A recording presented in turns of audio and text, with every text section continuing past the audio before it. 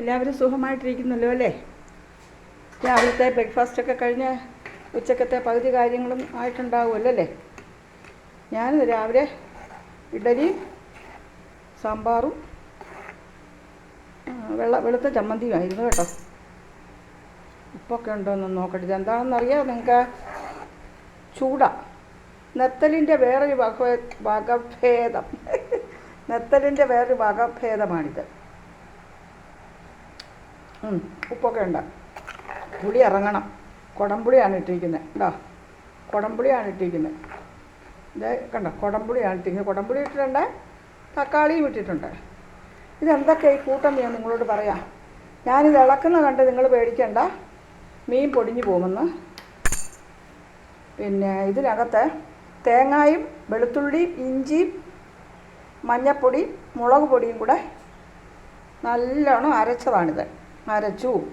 എന്നിട്ട് കുടംപുളിയോ നിങ്ങൾക്ക് ഇഷ്ടപ്പെട്ട പുളി ഏതായാലും കുഴപ്പമില്ല. ഞാനിത് കുടംപുളിയാണെങ്കിൽ പുളി പിഴിഞ്ഞിതിലേക്ക് ഈ അരപ്പിലേക്ക് ഒഴിച്ചിട്ടങ്ങ് കലക്കിയാൽ മതി. ഇത്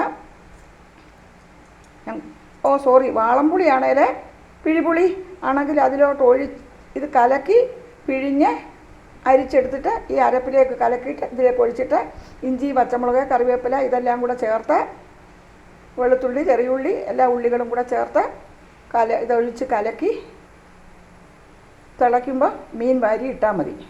ഇതിപ്പോൾ ഞാൻ കുടംപുളിയാണ്.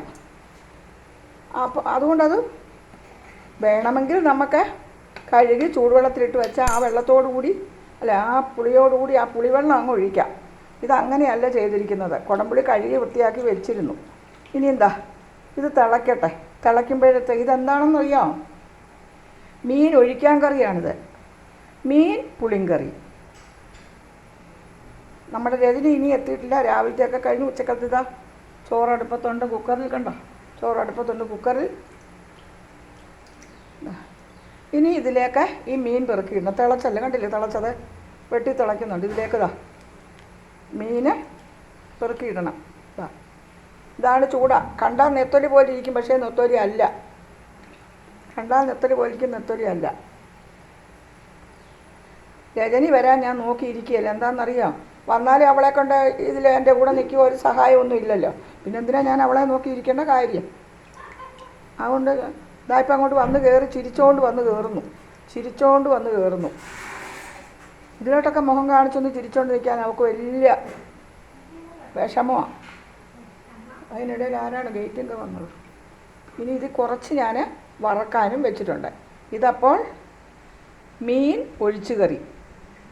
ഇത് ഇവിടുത്തെ മാഷൊക്കെ ഞാൻ നിങ്ങളോട് പറഞ്ഞില്ല, നിറയെ ഗ്രേവി വേണം. ഇനി ഇത് ഞാൻ ഇളക്കുന്നില്ല, ഒന്ന് ചെറുതായിട്ട് ഇളക്കാം. കാരണം ഇത്രയും നേരം ഇളക്കിയ പോലല്ല, മീൻ ഇട്ട് കഴിഞ്ഞു. ഇനിയിപ്പോൾ മീൻ അതിനകത്ത് കിടന്ന് ഒരു മീൻ എവിടെ പോയി? ഉണ്ടോ, ഇതാണ് മീൻ. ഇനി അത് അതിനകത്ത് കിടന്ന് വേകട്ടെ. ഇനി കുറച്ചെടുത്ത് വെച്ചിട്ടുണ്ട് വറക്കാൻ. എന്താ, കുറച്ച് വറക്കാൻ എടുത്ത് വെച്ചിട്ടുണ്ട്. ഇത്ര അല്ല, കുറച്ച് ഏറെ ഉണ്ട് കേട്ടോ. കുറച്ച് ഒരുപാട് ഏറിയില്ല, നമുക്ക് 2 പേർക്കും. എല്ലാവരും വഴക്ക് പറയുന്നുണ്ട് വറുത്ത് കൂട്ടണ്ടെന്നും പറഞ്ഞ്. എന്നെ ഇഷ്ടപ്പെടുന്ന അല്ലേ വേണ്ട, ഇതും കൂടെ അങ്ങ് ഇടാമല്ലേ, ഇതും കൂടെ അങ്ങ് ഇട്ടേക്കാം. വറുത്ത് കഴിക്കുന്നു എന്നും പറഞ്ഞ്